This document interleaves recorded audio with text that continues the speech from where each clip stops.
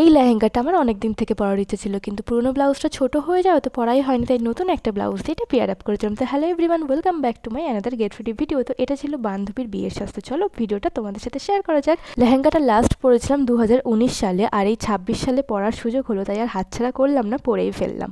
তো লেহেঙ্গাটা অন্যটা এরকমভাবে নিয়েছিলাম, বেশ ভালোই লাগছিলো। তার সাথে কোমরের যে বিছাটা ছিল ওটা পরেছিলাম, আর এই যে চলে আসে আমার নাগিনওয়ালার লুকে।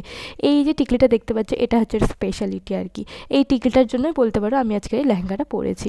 তো টিকলিটা যতক্ষণ না আমার ঠিকঠাকভাবে লাগিয়ে দিচ্ছিল, মুডটা অফে ছিল, এক্সপ্রেশন দেখে বুঝতে পারছো মন খারাপ, কিন্তু ফাইনালি টিকলিটা পরে আমাকে কেমন লাগছে, নাগিন টাইপের না, আমার তো বেশ ভালো লাগছিলো। অ্যাকচুয়ালি অন্যরকম একটা লুক, আর আমি এরকমই চেয়েছিলাম।